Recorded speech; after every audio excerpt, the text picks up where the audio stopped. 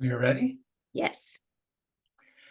Good day, everyone, and welcome to all who are joining us for this initial Centering Partners Voices conversation in this year of 2025. My name is Jed Cobol. I am a mission co-worker of the Presbyterian Church USA based in Lima, Peru. Along with my colleagues, Eileen Schumann, Cindy Correll, and Valerie Nodem from the Presbyterian Hunger Program, we facilitate the Global Solidarity Collective, an initiative of the Presbyterian Hunger Program that brings together Presbyterians in the United States with partners around the world to work together in decolonizing the global economy and promoting harmonious ways of living on our common planet. As part of the Global Solidarity Collective, we host this bi-monthly Centering Partners Voices conversation. This month on Centering Partners Voices, we will be learning about the impacts of the green economy, especially as it relates to the so-called energy transition that is supposed to combat climate change. And we do this at a most uncertain time in history. Yesterday, the President of the United States, within hours of being inaugurated, signed a series of executive orders to appease the oil industry and to undermine US federal actions to combat climate change. He moved to withdraw the US from its Paris Accords commitments. He took steps to open up more federal lands for oil production. And he even took a shot at trying to outlaw offshore wind turbines. One might think he has completely abandoned the energy transition, yet we cannot forget that standing by his side in his new administration is a leader in the rapidly growing electric vehicle industry. This leads to the question that some observers of climate negotiations have been asking in recent years. Are we really in the midst of an energy transition, or are we not in a time of massive energy addition? This is to say, we as a human race are simply consuming more and more energy. And to meet the demand, we are adding not only more fossil fuels, but also more renewable energies. But however we phrase it, one thing is clear. We are witnessing growing geopolitical turmoil as the greatest energy consuming places on Earth, the United States, the European Union, and China, are in a race to secure access to the rapidly growing demand for critical minerals needed for renewable energies. And what we know is that the vast majority of such critical minerals, like lithium and cobalt, are located on lands previously colonized and or occupied by indigenous peoples around the globe. Today, we will hear about two such places, Argentina and the Democratic Republic of Congo, where communities are being gravely impacted by the race for critical minerals. First, we will hear from Argentina. With us today is Francisca Beatriz Perea, more affectionately known as Katie. Katie is from Catamarca in the north of Argentina, in the heart of the so-called lithium triangle that spans part of Argentina, Bolivia, and Chile. Katie is an activist and leader of the Fambala Despierta organization, a popular assembly that rose up in 2016 in defense of water and territory in the face of mining threats. Katie is also active in the Latin American network of churches and mining. The land that Katie and her community are defending is unique in the world, as it is a semi-desert surrounded by volcanoes, but full of water sources. The lithium extraction mining project, Tres Quebradas, that operates there was started with Canadian investors and is now run by Chinese companies. Let us hear now from Katie about the struggle of her community in the face of lithium mining in Catamarca, Argentina. Thank you so very much for being with us today, Katie. It is all yours.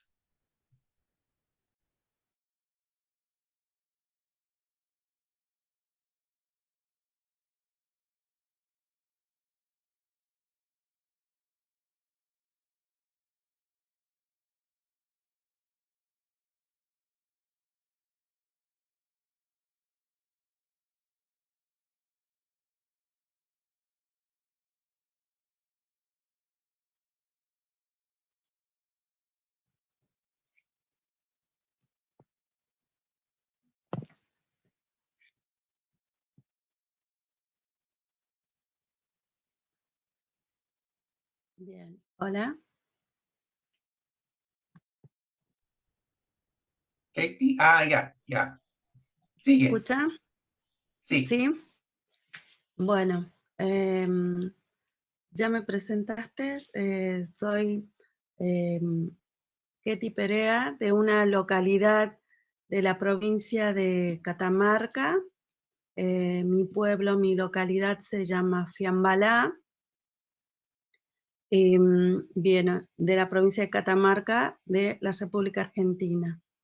En nuestro territorio tenemos un proyecto bastante desarrollado de minería de litio que se llama Tres Quebradas, y este proyecto llegó en el año 2016. Em, Fue todo nuevo para nosotros, además de que llegó sin ninguna información previa a la población. Em, es de allí que, por comentarios entre la gente del pueblo, es que nos fuimos anoticiando de la llegada de una empresa. En ese momento era una empresa canadiense, Neolithium, y la empresa subsidiaria argentina, Eliex. Bien, comenzamos a recabar información en ese momento, tratando de averiguar de qué se trataba todo esto de este proyecto que se venía, que estaba ingresando a nuestro lugar y que fue una sorpresa para todos. Se trató de recabar información a las autoridades del lugar, a la intendente de ese momento que estaba gobernando acá nuestro pueblo, también a las autoridades de minería, a la misma gobernadora de ese tiempo, pero no hemos obtenido casi nada, digamos, de información, más que lo que se podía escuchar del boca a boca en la gente del lugar, o de alguna noticia que podría salir en algún medio de comunicación local o de la provincia. Bueno, comienza su etapa de exploración esta empresa de Neolithium. Digamos que el proyecto llegó, como en la mayoría de los casos y en todos los territorios, con la promesa de progreso, de crecimiento, de que junto a él llegarían muchos puestos de trabajo para la gente del lugar. Una necesidad y una realidad tan grande en todos los pueblos, la necesidad de trabajo. Entonces, como que para la mayoría le parecía que era algo bueno que se acercaba. Más que nada por el hecho de poder conseguir un puesto de trabajo en estas empresas. Bien, este proyecto está instalado en nuestra cordillera, en plena cordillera, en un lugar que es hermoso. Si ustedes googlean la ruta de los 6000 o las lagunas puneñas altoandinas, que en nuestra cordillera van a encontrar o el Balcón del Piscis, que es uno de los volcanes ícono en nuestra zona, que es muy visitado por turistas de diferentes lugares del mundo, bueno, de nuestro país, obviamente. Este lugar donde está emplazado este proyecto es un humedal de altura, de gran importancia para nuestros ecosistemas, donde encontramos la fauna local como son los flamencos rosados, y bueno, y a sus alrededores también lo que son las vicuñas, los guanacos y otro tipo de fauna del lugar, la flora, que más allá de que es una zona semidesértica, contamos con la variedad de plantas, muchas de ellas que son medicinales. Pero bueno, desde todo en los estudios de impacto que se han presentado, siempre se ha tratado de minimizar, como que en el lugar no hay flora, no hay fauna, dentro del proyecto nada, afuera alguna que otras especies.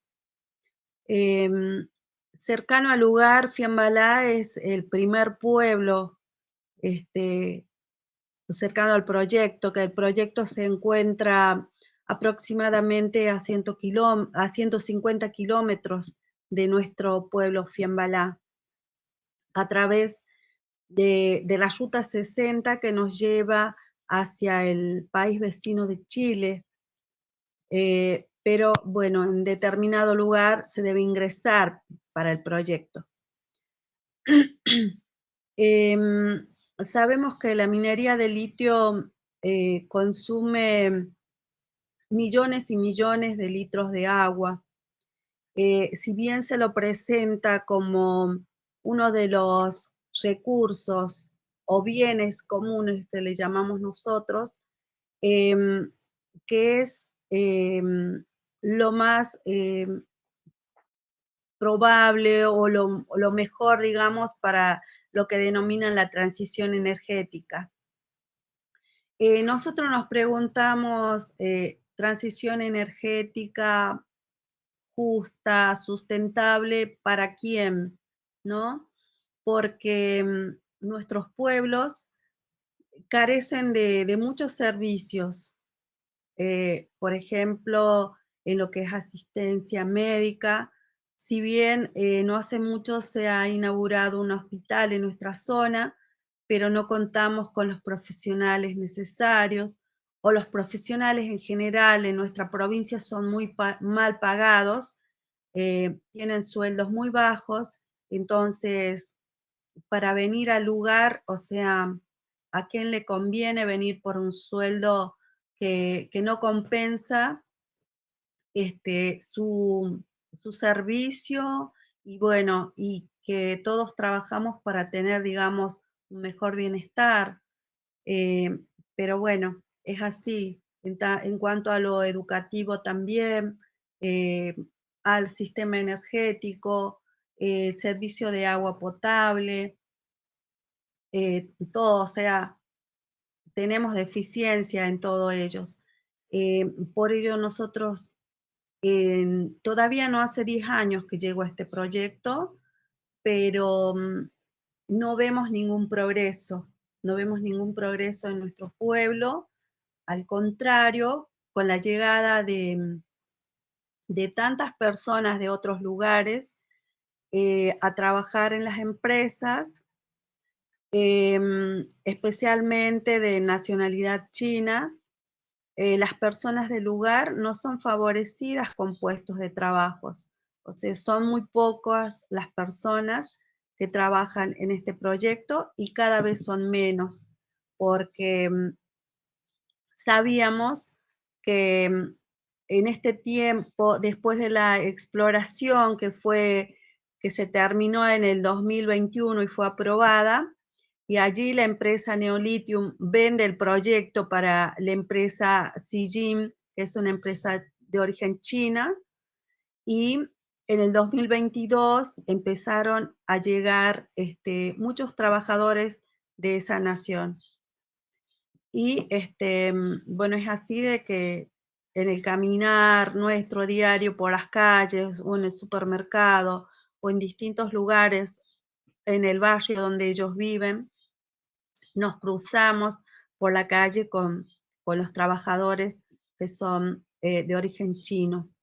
Y como les decía, la esperanza de los fiambalenses, de los tinogasteños, de los catamarqueños, de los argentinos en sí, es como que cada vez es menos en cuanto a la esperanza de obtener un puesto de trabajo.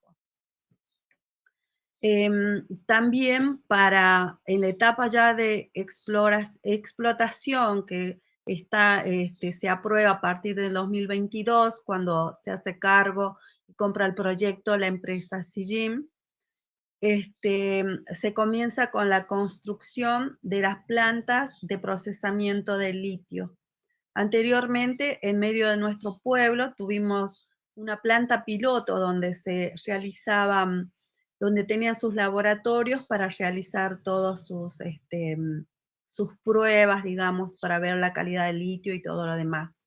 Ahí en la imagen que estamos viendo, la parte que se ve oscura a lo largo es el pueblo y lo que está marcado con amarillo es donde se construyó, se está terminando de construir la planta de procesamiento de litio. Se hace una primera etapa en la cordillera, en el proyecto, y desde allí se baja la salmuera en camiones hasta esta planta que está acá pegada nomás a nuestro pueblo. Nosotros salimos como para irnos a un paraje que se llama Huanchino o para la zona de la cordillera por la ruta 60 y nos encontramos con un monstruo que es esta planta de procesamiento que es enorme, que se lo ve desde distintos lugares de nuestro pueblo. También en la cordillera hay otra planta donde se realiza la primera etapa, como les decía. Em, También se han construido ya, hay una de las imágenes donde se logra ver las piletas de evaporación, donde se evaporan millones y millones de litros de agua para obtener el carbonato de litio. En esa imagen tenemos eh, la planta, parte de la planta y del proyecto en el Salar Tres Quebradas, que se llama, que está unida a las lagunas, y también la imagen del expresidente Alberto Fernández en una de sus visitas que realizó acá a nuestro pueblo con la gente de la empresa Sijin.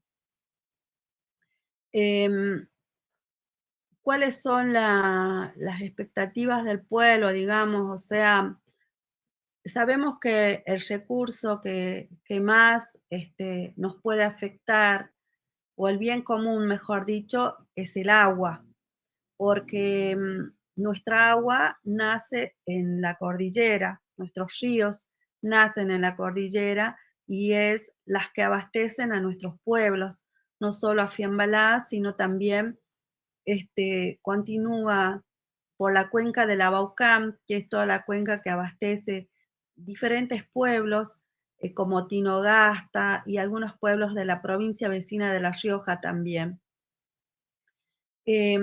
Sabemos que, como decíamos, esta tan nombrada transición energética puede ser un beneficio para las grandes potencias, pero la gente que quizás va a disfrutar o va a seguir llevando su vida de alto consumo en cuanto a la tecnología, en cuanto a los nuevos autos eléctricos, que es con lo que se quiere reemplazar a los automotores de combustión, pero que sabemos que su durabilidad es menor, sus costos son muy altos y la cantidad de minerales o de recursos que se utiliza para la construcción de un vehículo eléctrico es mucho mayor que un vehículo común.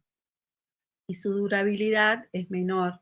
O sea que, este, además, sabemos que nosotros en nuestros lugares esos beneficios no van a llegar porque, o sea, los costos, por ejemplo, son muy altos y tampoco es que somos un lugar que esté, por ejemplo, el aire contaminado por la combustión de los vehículos, de fábricas, que hasta acá no había, pero ahora con esta planta de procesamiento de litio sabemos que todo eso va cambiando.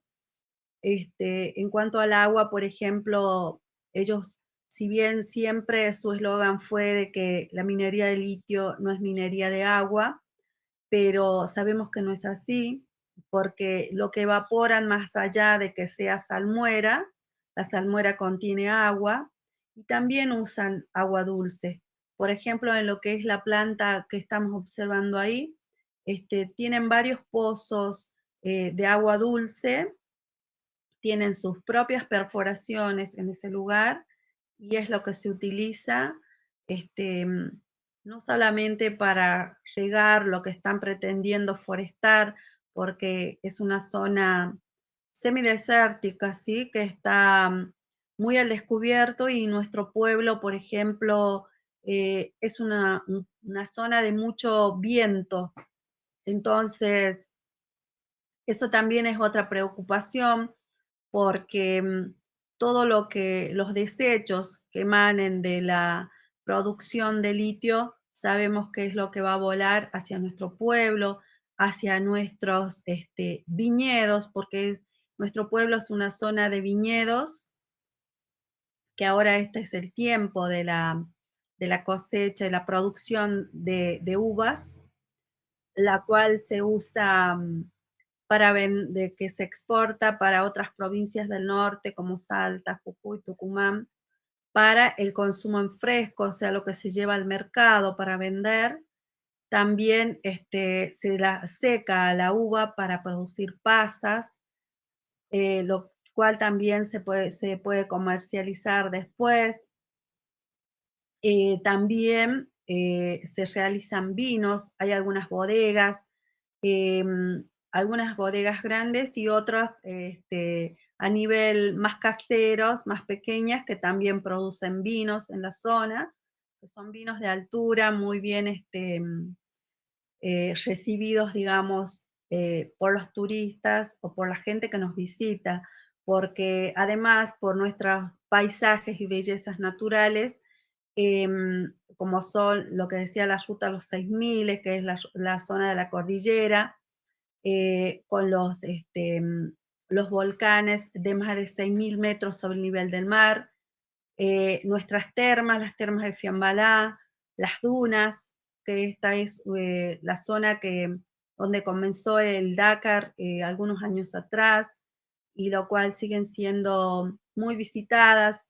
Igual pequeños pueblos de zonas más al norte de nuestra localidad, que son pueblos muy pintorescos, con la gente muy cálida, muy amable, y que también tienen cría de animales, los cuales también están sufriendo en este tiempo la escasez de agua, de pasto, por ende, y que es lo que más nos preocupa, el tema de la contaminación y la disminución del agua. Ahí lo que podemos observar en esa imagen son de algunas ferias de acá de la zona, donde los productores locales y de otros pueblos cercanos exponen sus productos. En algunos casos, en la feria de semillas, se hace intercambio de productos, de plantas, de animales, y es de lo que vive la mayoría de la gente de los pueblos más alejados de la cría de sus animales y de lo que puede producir, de algunas frutas, de lo que, como decía, lo que más se cultiva es la vid, pero también otras frutas como las nueces, manzanas en menor escala, pero también se produce higos, y así de uva hay una diversidad de variedades que se utiliza, como decía, para vinos, para pasa, para el consumo en fresco. También sabemos que en nuestra provincia de Catamarca no es nuevo la explotación de litio, porque, por ejemplo, en lo que es el departamento vecino de Antofagasta de la Sierra, ellos hace más de 20 años que tienen minería de litio, explotación de minería de litio en lo que es el Salar del Hombre Muerto. Ellos han visto ya aún más todavía los impactos. La imagen que estamos viendo es un mural que de nuestra asamblea hemos pintado en una empacadora de pasas que su dueño nos dio permiso. Y bueno, rescatamos en las imágenes las los distintos elementos, los iconos más importantes de nuestro lugar, de su producción, de su gente. Y la otra imagen que le había enviado de la Vega del Trapiche, que eso sí es en la comunidad de Antofagasta de la Sierra, que es una vega que se secó justamente, es producto del impacto de la minería de litio. El departamento de Antofagasta de la Sierra está enclavado en plena puna catamarqueña, si bien es el departamento más grande de nuestra provincia, pero de menor población, casualmente porque tiene un clima muy riguroso. Lo que ellos producen son cultivar algunas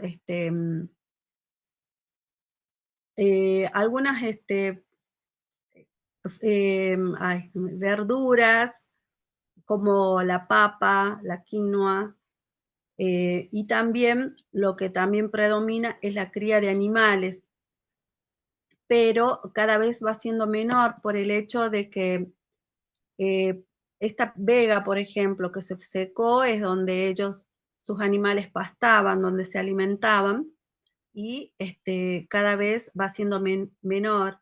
Y sus pobladores también es como que van siendo trasladados de sus lugares, ¿sí? Siendo desalojados de sus propias tierras. Entonces, es una realidad muy dura, muy difícil para nuestros pueblos, porque no vemos que tener un futuro con esto de la minería de litio. Entonces, a los países del norte global es como que les pedimos que investiguen, que averigüen de dónde sale ese litio que va para sus celulares, para sus baterías de los vehículos eléctricos y de todo lo que se puede utilizar en la medicina, que es mínimo, en los celulares también, pero que vean que si bien para ellos se les presenta como una ventaja la salvación de lo que es el calentamiento climático, pero para los pueblos desde donde se extrae el litio significa la muerte de todos los seres vivos del lugar, y porque realmente saquean nuestros territorios y no nos dejan nada, digamos, de beneficios. No sé cómo estoy con el tiempo. Thank you, Katie. I think we're going to take we'll pause here so that we can turn to our friends in Congo. You gave us a very, very clear picture of the dynamic, a community that is not benefiting from the lithium mining. In fact, conditions are worse, particularly because of water and how that impacts their other activities. And you have given us a very clear call to investigate all of the lithium that we are consuming, particularly in countries like the United States that are big consumers. So we are very, very grateful for your enlightening us. And I ask that you stay on the call because after we hear from our friends in Congo, we'll have a time for more questions. But we are so grateful. Thank you, Katie. We're now going to invite our friends from the Democratic Republic of Congo. We have two speakers who are going to share with us, and they come from a movement called the Not for Sale Coalition. Congo is not for sale. The first is Jean-Claude. Please excuse me for if I mispronounce your last name, Jean-Claude Mimputo. He is the Deputy Director of Resource Matters, an NGO that specializes in governance of natural resources and the promotion of access to electricity for all of the Democratic Republic of Congo. He also serves as the spokesperson for Congo is Not for Sale, a coalition of Congolese and international NGOs that work together to fight corruption in the Democratic Republic of Congo. We also have with us Dirk Shaka, who is the coordinator of the Congo is Not for Sale coalition.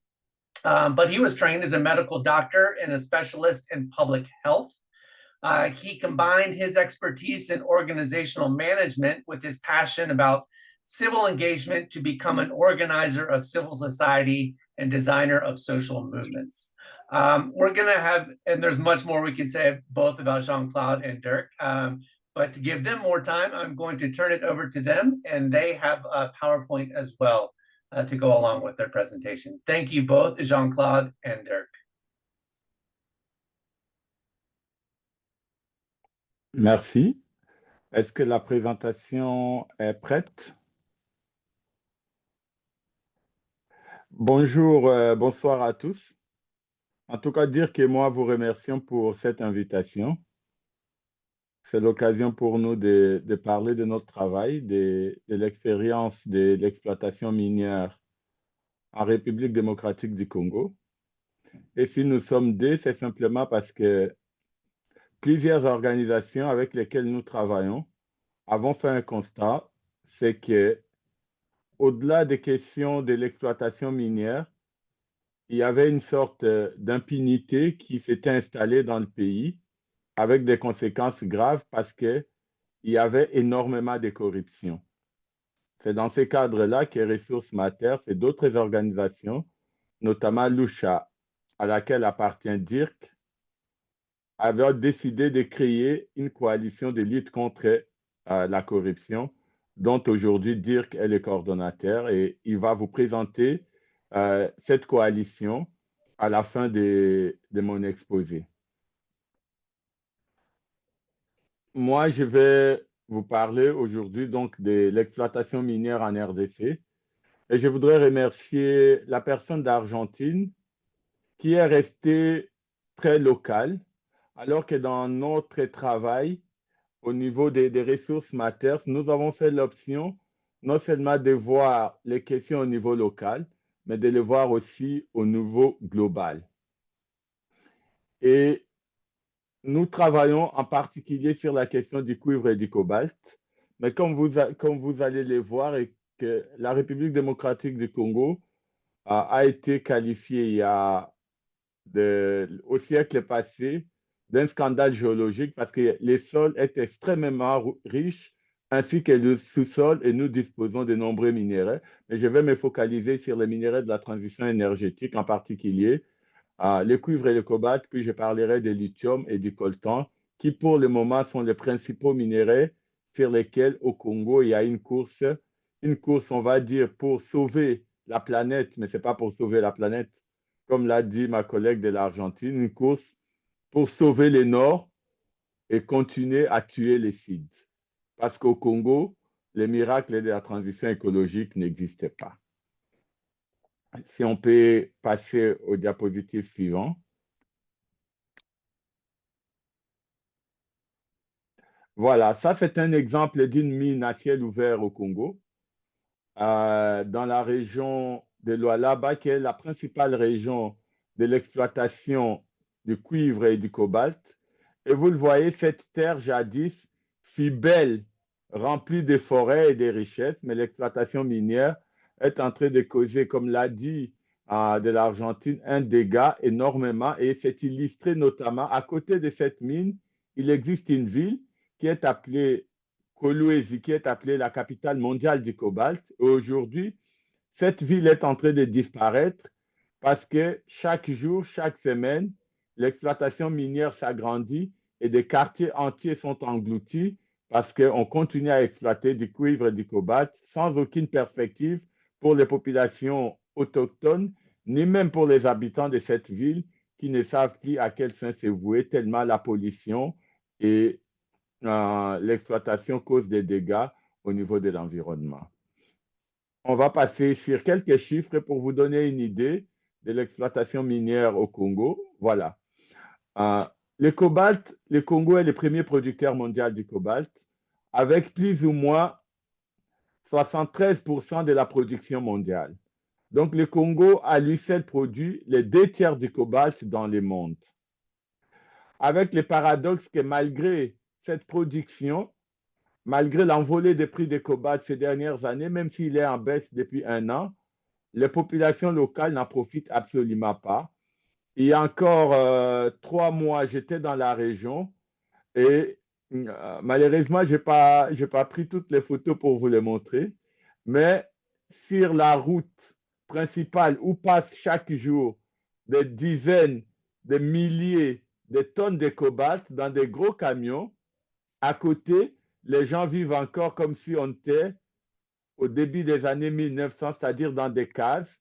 Ils n'ont pas d'eau courante, ils n'ont pas d'électricité, mais chaque jour, ils voient défiler des dizaines et des dizaines de camions qui amènent le cobalt presque à l'état brut en direction de la Zambie, vers l'Afrique du Sud ou vers les ports de l'Afrique de l'Est en Tanzanie pour apporter. Et pour ceux qui ont suivi l'actualité, le seul voyage du président Biden en Afrique, il l'a fait au mois de décembre. Il est allé en Angola pour ouvrir un nouveau corridor pour permettre l'acheminement du cobalt et probablement de lithium qui va commencer l'exploitation vers les ports de Lobito en Angola pour permettre une évacuation plus rapide des minéraux congolais en direction des pays du Nord. Au niveau du cuivre, le Congo était 3e producteur mondial jusque-là, mais en 2024, il a pour la première fois dépassé la production du Chili. Mais le Chili est resté 2e producteur parce que, le Pérou, pardon, parce qu'il a encore des réserves assez énormes. Et donc, en matière d'exportation, le Pérou est devant, mais probablement, selon tous les experts, d'ici 2-3 ans, le Congo va devenir le 2e producteur mondial du cuivre.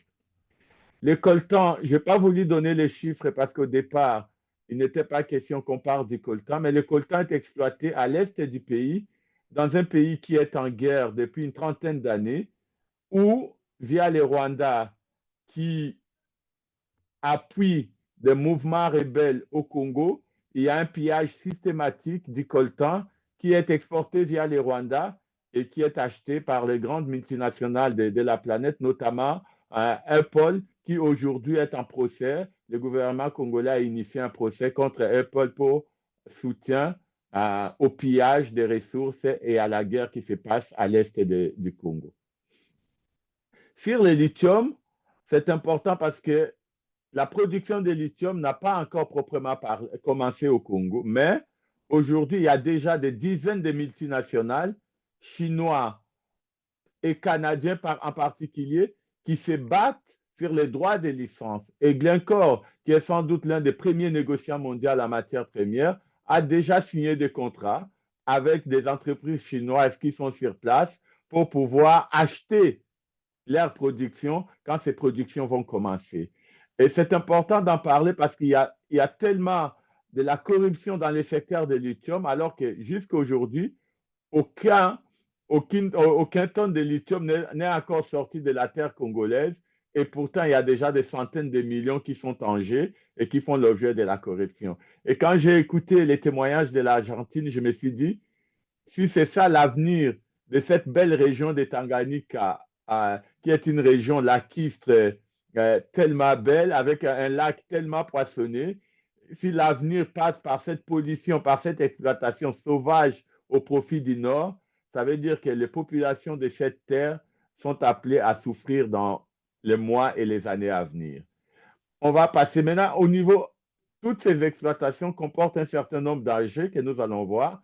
Et la première chose, il faut savoir que malgré l'évolution de la situation, on a au Congo deux types d'exploitation minière.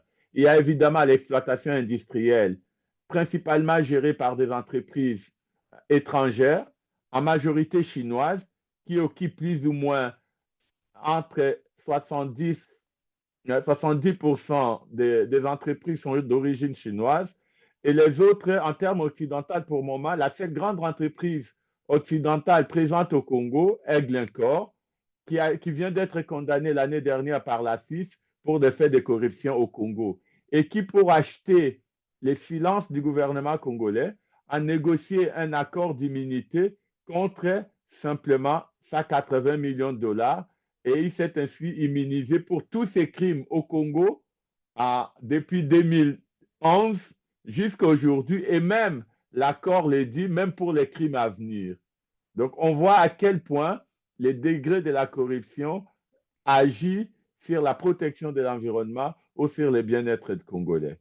Au niveau artisanal, même s'il y a des mines artisanales à l'Est, mais ils représentent, les experts ne sont pas d'accord, entre 5 et 15% de la production générale du cuivre et du cobalt. Non, on est encore sur les premiers points. Voilà. Là, il y a malheureusement, on a un problème.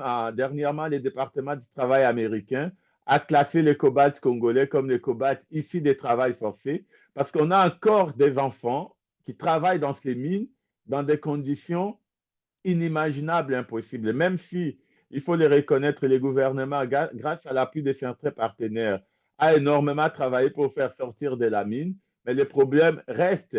Mais malheureusement, contrairement à ce que l'on peut dire, le vrai problème de l'exploitation du cobalt au Congo n'est pas artisanal. Les artisans travaillent encore comme au siècle dernier, donc avec leurs mains, avec des outils rudimentaires, sans aucune protection, sans des productions, sans des produits chimiques pour polluer la terre. La véritable pollution émane de cette grande industrie, de ces grandes compagnies qui ont pignon sur rue et qui sont en fait les fournisseurs.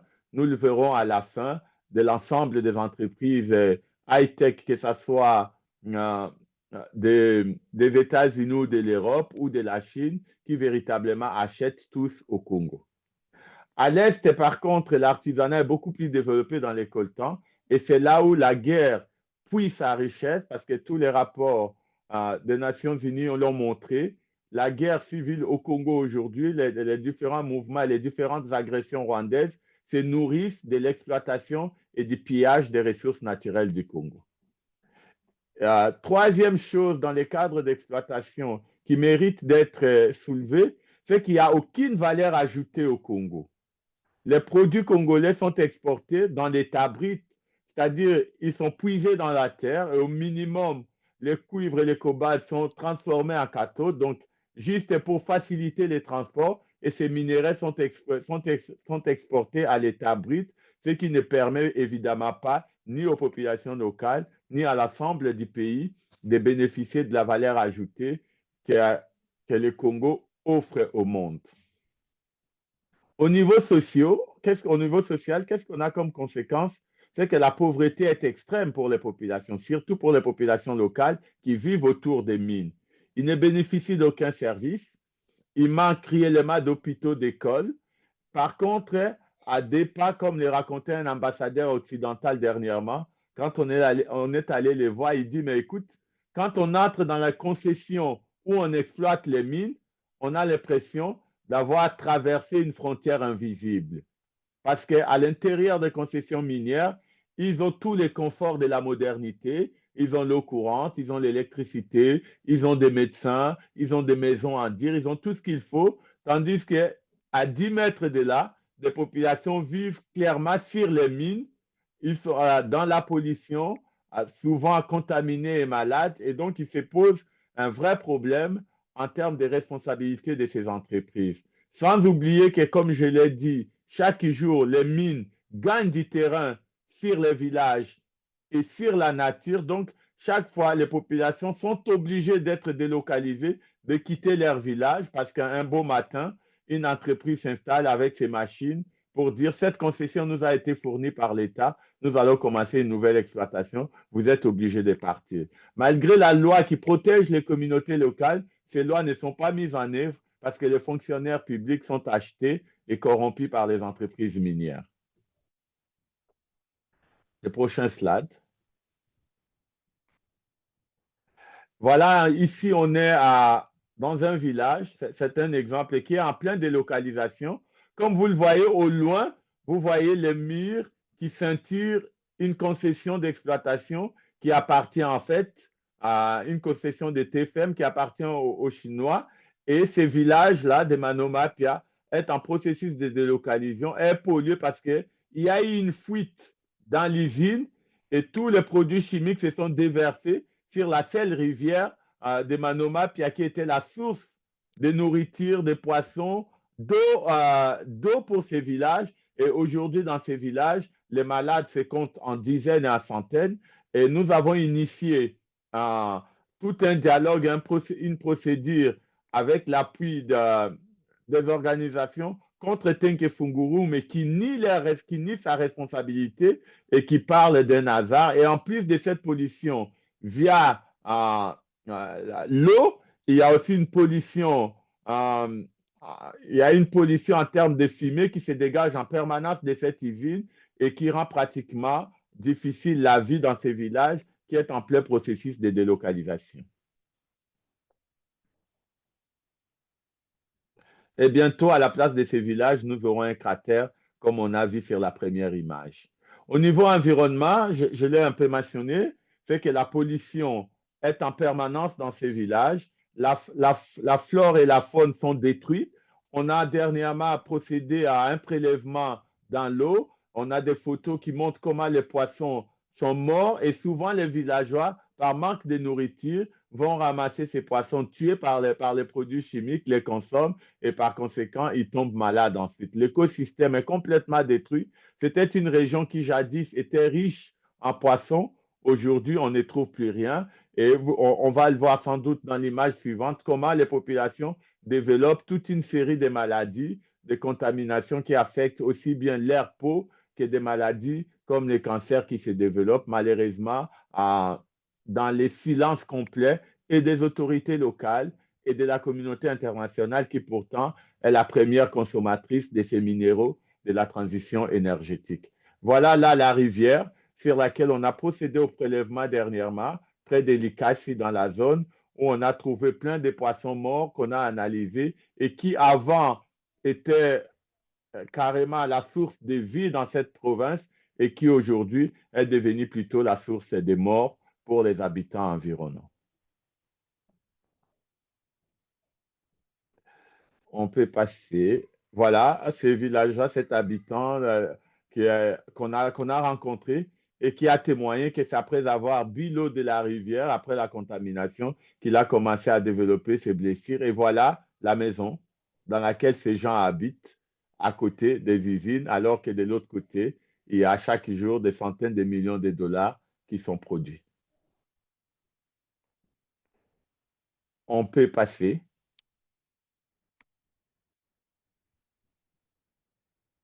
Voilà, alors on arrive au cœur du message principal de cette présentation qui est plutôt au niveau mondial. Quel rapport entre l'exploitation des cobalt, du cuivre et des coltans en RDC et la situation aujourd'hui dans le monde? Quelle transition énergétique et pour qui? Je pense que ça a été dit par la personne de l'Argentine. Finalement, quand on parle de transition énergétique, c'est plus quelque chose qui parle aux pays du Nord, aux Américains, aux Européens, aux pays développés qu'aux pays du Sud. Comment peut-on parler de la transition énergétique pour des gens qui n'ont même pas encore l'électricité?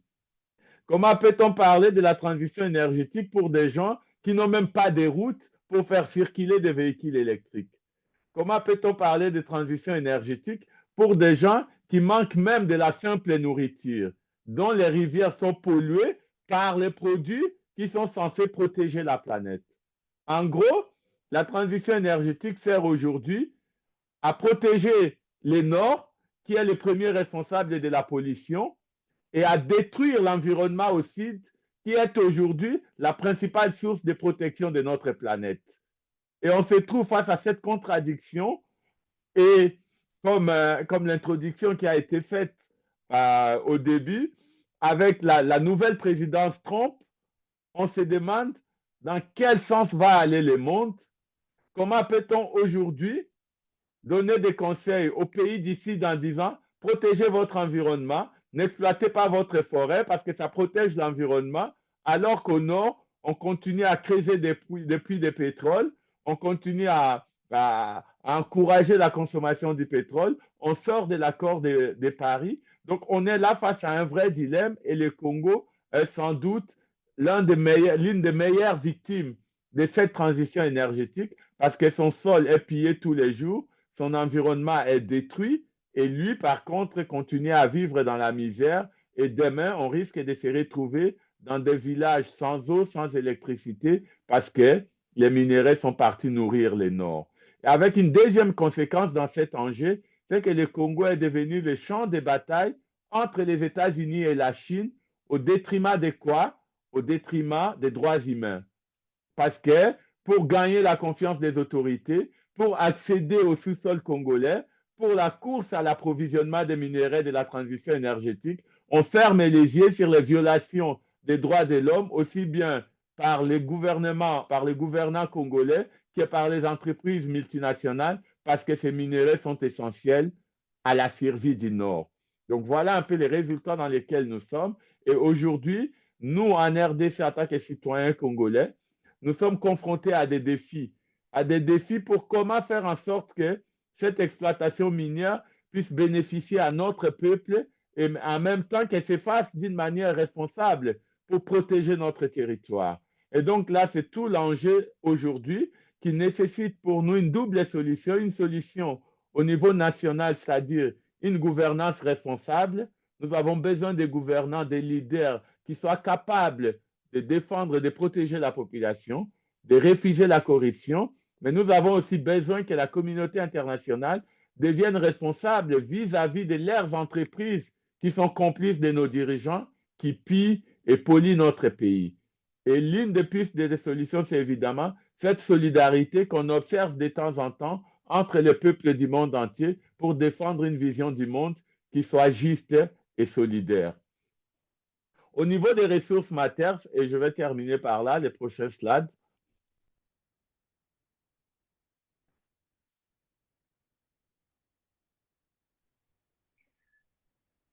Thank you so very much, Dirk and Jean-Claude and Katie before. Thank you so much. You have given us a very clear image and a dynamic of what is happening and calling the North, those of us from the US, Europe, calling us to accountability, recognizing this dynamic of the North consuming energy and consuming these minerals, while the communities from the global South, largely from Congo and Argentina and many other places, are being impacted. They are not benefiting from this industry. Rather, they are being impacted. Their own lifestyles are being impacted. Their access to water is being impacted. Their health is being impacted. And you have noted the corruption that exists within this industry. You have noted the pressures from governments who are facilitating this industry and the wealth of the companies that are extracting these minerals. You have painted a very, very clear picture for us.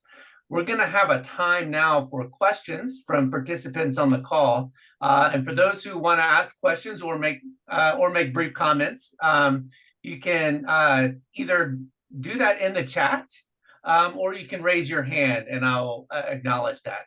But I would like to begin, while you think of your questions, I'd like to begin with a question that we haven't touched on yet. But it has occurred to me that Katie, Dirk, Jean-Claude, all of you are activists. You're outspoken on this issue. You are leaders on this issue up against what you have all named are very powerful mining companies, governments that are very influential, foreign governments that are influencing all of this, the impunity. I imagine there must be risks for you to speak out on these issues. And I would, for those of us who want to be in solidarity with you, I think it's important that we understand just what you are up against. And if you are comfortable, could you share with us what it means to be an activist in the face of this industry? Because there must be some significant risks you are taking. And I would present that to all three of you, Katie, Dirk, Dirk, je te laisse parler. Alors, je peux répondre déjà à la question. Oui, vas-y, Dirk. Merci. Merci beaucoup pour la question. Comme vous venez de le dire, Jed, être activiste dans un contexte large de corruption et de prédation liée aux ressources naturelles représente un réel danger, un danger qui est non seulement personnel, mais peut aussi être un danger lié à l'ensemble des acteurs avec lesquels vous êtes impliqués sur ces questions. Pour exemple, d'ailleurs, Jean-Claude fait partie des personnes victimes de cet acharnement. Il a eu à être poursuivi en procès par un acteur qui était très influent dans le monde minier et qui a beaucoup agi dans la corruption pour pouvoir avoir presque gratuitement des mines au Congo pour les revendre, entre autres l'affaire dont il a parlé, qui a mené à la condamnation de Glencore, qui est une entreprise suisse. Et Jean-Claude a été poursuivi en justice par l'une de ces personnes, M. Dan Gettler, qui a été très actif dans le pillage des minerais en RDC. Et il a été traduit en justice. Mais heureusement que grâce à la solidarité de l'ensemble des organisations de la coalition, le procès n'a pas continué à ce jour. Et parce que aussi, les preuves qui ont été apportées dans le dossier par l'ensemble des coalitions et le travail qui a été fait a permis de prouver que les allégations qui avaient été faites contre cette personne étaient vraies. La deuxième personne, c'est qu'il y a même des lanceurs d'alerte qui ont dénoncé des cas de pillage des finances publiques qui ont été aussi condamnés à mort en RDC, qui sont aujourd'hui en exil et qui ont été même condamnés à mort. Et malgré cela, malgré toutes les batailles faites, on n'a pas réussi encore à lever cette condamnation. Et aujourd'hui encore, beaucoup d'acteurs, la société civile, que ce soit dans les pays, dans les régions minières, mais aussi vous avez compris que dans les régions où il y a le conflit, le groupe armé alimenté par le Rwanda, il y a énormément de massacres et d'atteintes aux personnes de la société civile qui dénoncent les affres de la guerre liée à l'exploitation minière, mais aussi aujourd'hui même le gouvernement lui-même n'est pas capable, n'accepte pas qu'il soit dénoncé toutes les transactions liées à la corruption qui permettent à ces entreprises de pouvoir exploiter les ressources naturelles. Je viens moi-même de Kolwezi la fois dernière et on voit par exemple que la ville de Kolwezi est en train de disparaître. Et avec les communautés, il est clair que cette ville ne représente plus l'avenir. Or, il n'y a aucune perspective de pouvoir aménager une nouvelle ville suite au fait que les autorités sont complices dans la corruption et ne protègent pas les populations. Donc, il y a un réel danger.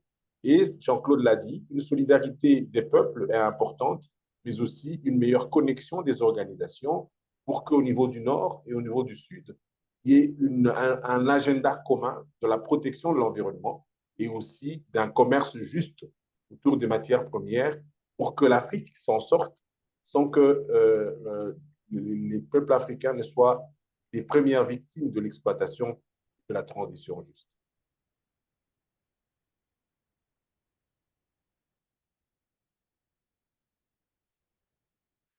Thank you, Dirk. Considering that, I mean, these are significant impacts and risks that you are taking. How can a group, the international community, support you in the face of these risks? What are some of the things that we can best speak? Can we speak out more? Are there actions that we can take that can really or connect you with other movements around the world? What would be beneficial from your point of view?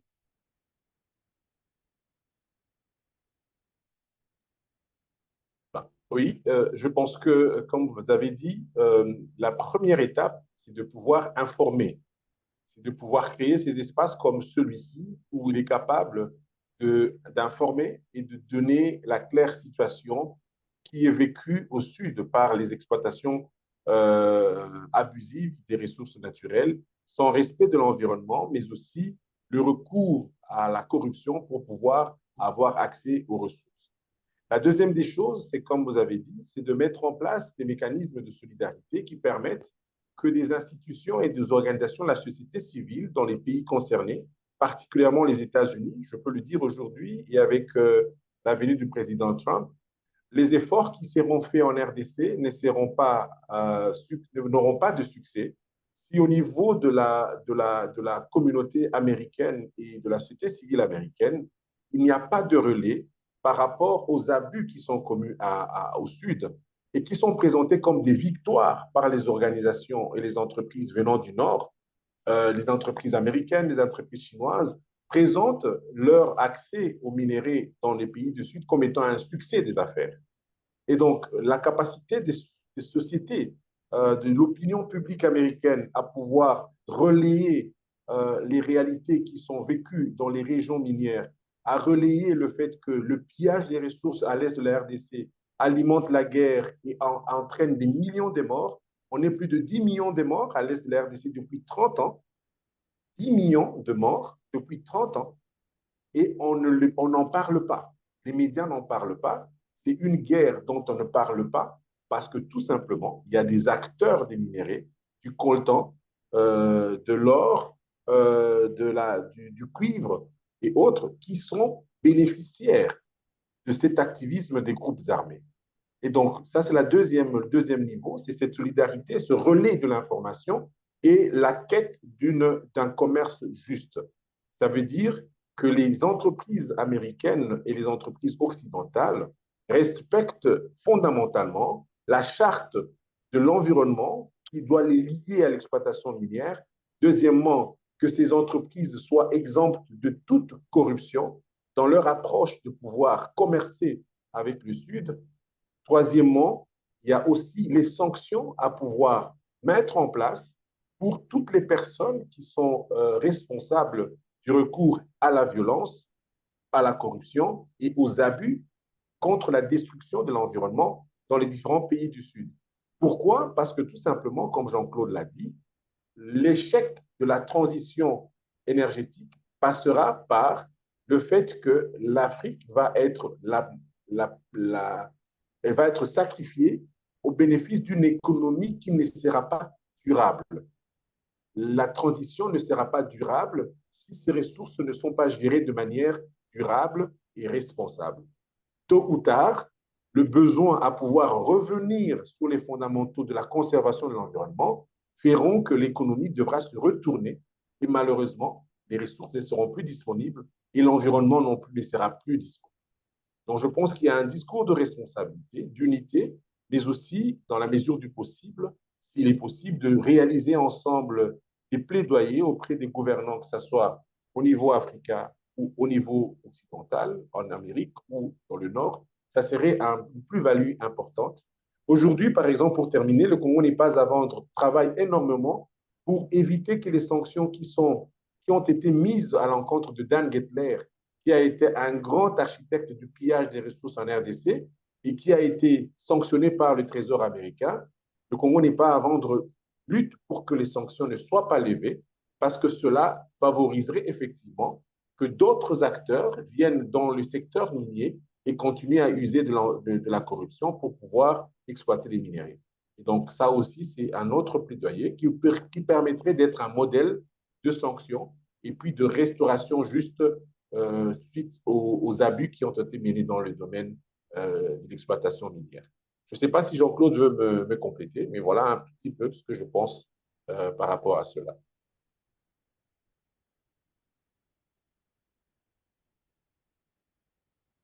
Merci Dirk. Je pense que tu as dit l'essentiel. L'une des premières choses, je pense, qui pour moi est fondamentale, c'est mettre fin au silence. Le silence est sans doute la meilleure protection des multinationales et des gouvernements du Nord dans le sens des pillages et de la destruction des pays africains et surtout des communautés africaines qui souvent sont sans défense. Et ces silences-là, c'est aussi le silence des consommateurs. On a beau se cacher derrière nos gouvernants, nos multinationales, mais ceux qui achètent les voitures électriques, c'est nous. Ce sont les citoyens européens. Et je pense que les multinationales écoutent plus la voix de leurs clients, de leurs consommateurs, que la voix des dirigeants et surtout la voix des Africains. Donc c'est là, je pense, que se trouve sans doute la clé d'un monde plus juste, c'est l'engagement des citoyens du monde à défendre un monde qui soit plus juste et à agir dans ce sens-là, en solidarité et en lien avec les organisations du Sud et les populations du Sud qui luttent au quotidien, pas, je ne dirais même pas pour une transition énergétique, mais qui luttent au quotidien pour leur survie. Et la conséquence est que ceux qui osent dénoncer au Sud sont souvent victimes. Dire qu'il a parlé de nos amis Gravi et Coco qui sont condamnés à mort parce qu'ils ont dénoncé des cas de corruption dans la filière. La poursuite qui a été lancée contre moi et contre d'autres. Il y a d'autres acteurs de la société civile, notamment dans les lois là-bas, autour de Mano Mapia, qui aujourd'hui est en fuite parce qu'il est poursuivi pour avoir dénoncé les mauvaises conditions de délocalisation de son village. Bref, il y a la nécessité vraiment de parler, de s'exprimer, de dénoncer et d'agir ensemble en tant que groupe, en tant que citoyens du monde pour mettre fin à ça. Les risques pour ceux qui sont en première ligne sont réels, mais il n'y a pas de plus grande force pour nous que lorsque nous savons que derrière nous, il y a d'autres personnes, il y a des milliers d'autres personnes qui agissent, qui parlent pour nous, qui défendent pour nous. L'une des choses qui a fait reculer le gouvernement congolais lors de la poursuite lancée contre moi, c'était qu'il y a eu plus de 160 organisations internationales qui ont signé une déclaration de soutien à ma faveur. Et cela a énormément joué dans la manière dont le gouvernement congolais a géré cette poursuite pour éviter que ça aille plus loin. Voilà un peu quelques éléments à dire que je peux ajouter à ce que vous aviez dit. Merci. Thank you. Thank you so much, Dirk and Jean-Claude. You made it, it's painful to hear what you're facing, the threats, the lawsuits, the threats to life, the many ways in which you're impacted. Dirk, you also really honed in on the global dynamic again and the work that we can do and to be in solidarity with you from the North or from wherever we find ourselves in the world. I want to turn back to that same original question back to Katie because she is on the front lines as well. There's also some great questions in the chat. We're going to get to those in a minute, but I wanted to hear from Katie first about what she's experiencing on the front line. What are the risks that she has experienced or as witnessed among others who are taking a stand?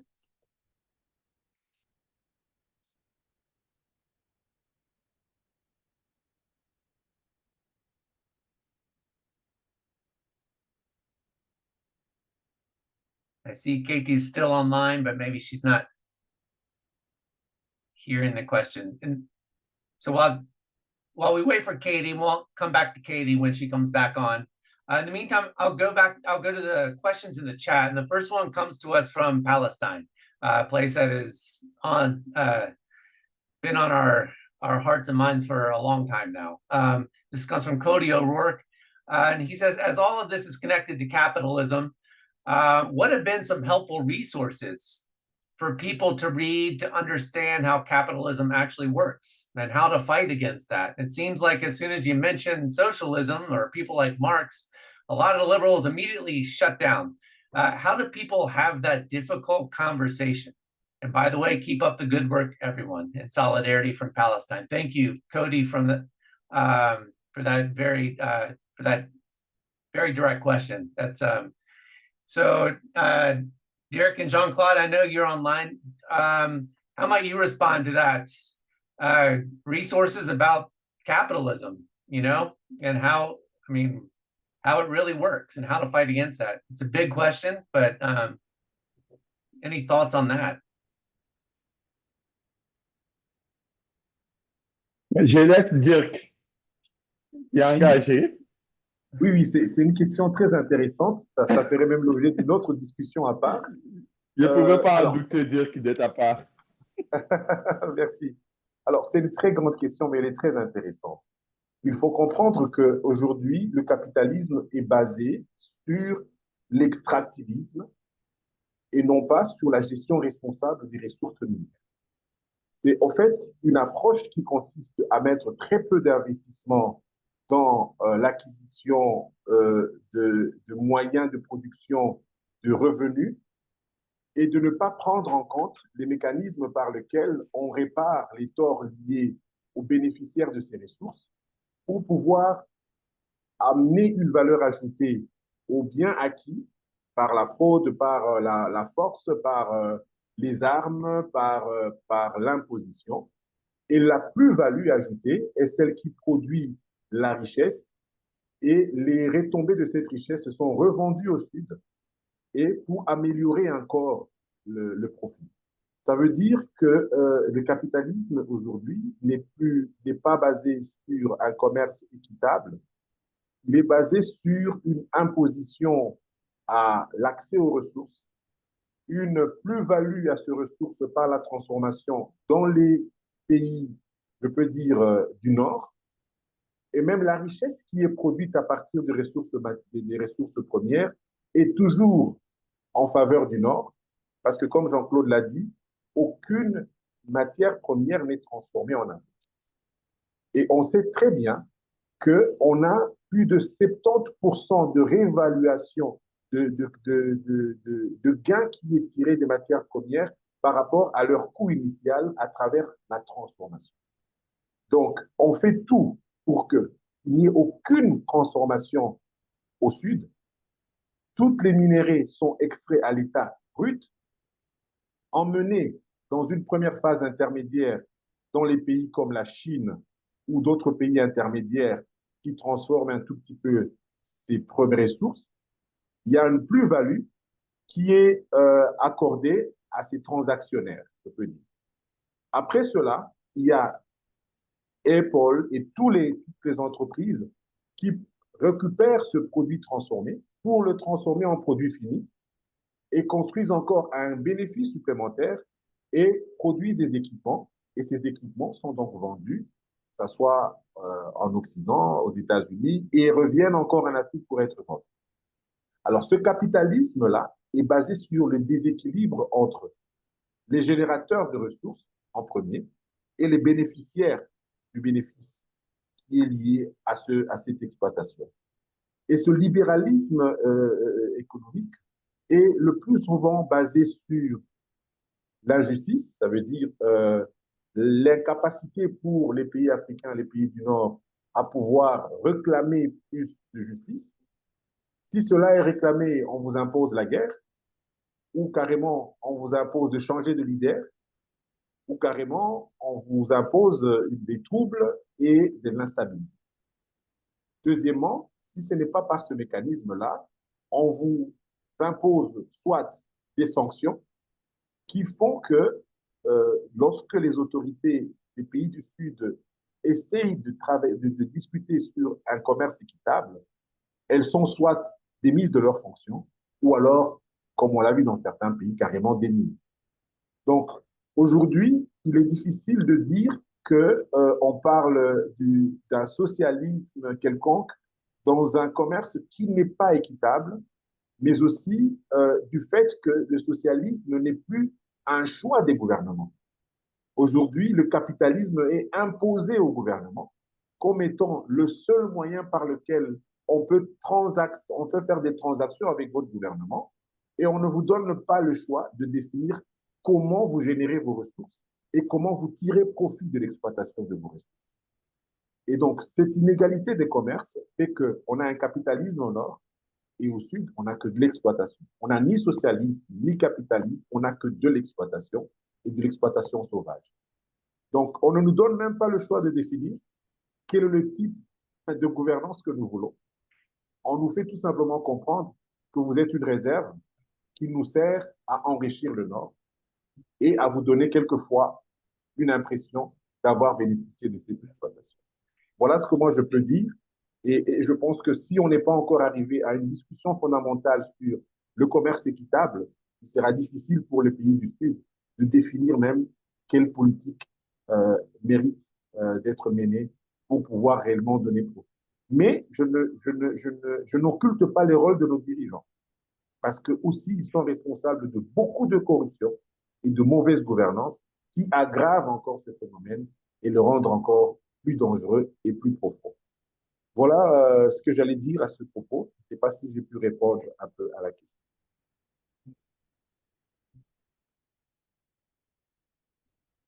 Thank you, Dirk. That's Dirk, je extremely sais que sur helpful. ce point, on a quelques variations. Je pense que le monde n'est pas aussi noir d'un côté, aussi blanc de l'autre. Les responsabilités existent à tous les niveaux. Le capitalisme aujourd'hui n'est plus réparti entre les nord et sud. Les capitalistes aujourd'hui, c'est tous ces gens, aussi bien du sud et du nord, qui travaillent ensemble pour leurs profits, d'abord leurs profits, pour les intérêts de leurs entreprises, de leurs poches, au détriment des populations qui souffrent. Et là, on a en tant que peuple, on a la responsabilité de nous organiser, de faire en sorte, comme a dit cet ami, que faire, de trouver des voies et moyens pour mettre fin à ces règnes, à cette domination du capitalisme. Donc, on ne peut pas attendre des cadeaux. La liberté ne se donne pas, elle s'arrache. À nous de nous organiser et de nous organiser à ne pas reprendre les armes de l'ennemi. Parce que très souvent, le désespoir pousse des réactions violentes, des réactions qui finalement deviennent contre-productives. Il faut se battre avec les principes qui sont les nôtres, les principes de solidarité, de respect, d'égalité et d'équité, pour pouvoir espérer renverser la barrière. Je suis persuadé que si on s'organise mieux, on y arrivera. Donc, pas de désespoir, organisons-nous et on pourra changer les choses.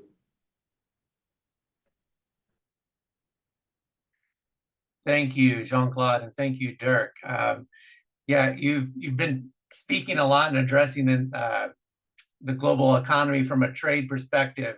And I think it would be interesting for us in a future conversation like this to even hone in a little more on what trade, kind of what it looks like. And from a US perspective, trade is going to be on the agenda even more in these coming years, I think, with this new administration. But one of the conversations, and Dirk, you were alluding to this, a conversation in South America, at least in Chile, is more about kind of the nationalizing of the industry, so that it's not just extracting the material, digging it up and then sending it around the world, but processing it in Chile and making the batteries in Chile.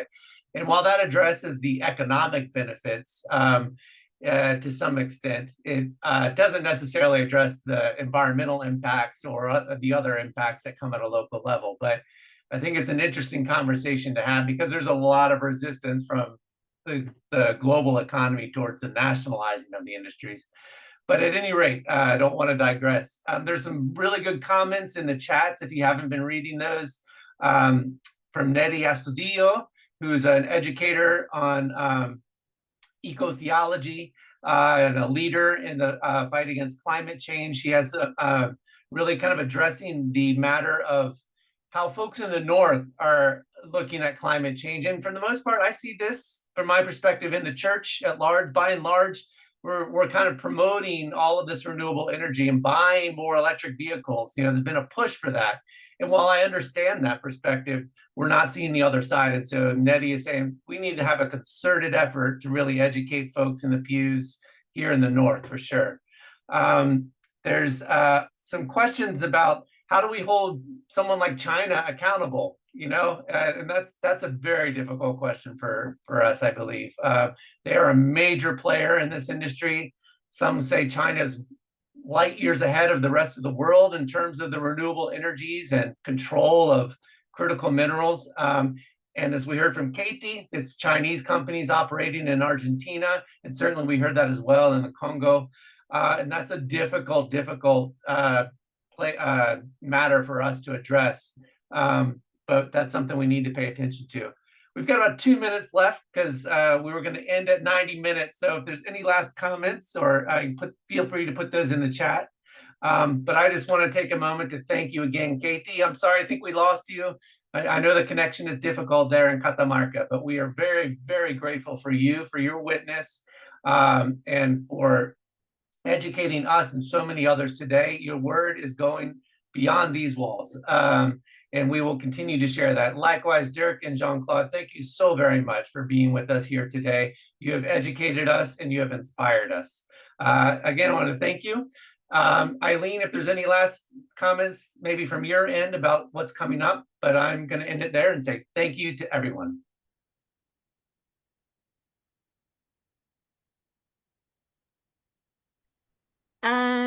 Yeah, I just want to say thanks to Jean-Claude and Dirk and Katie for joining us today. Thanks to Jed for facilitating the conversation.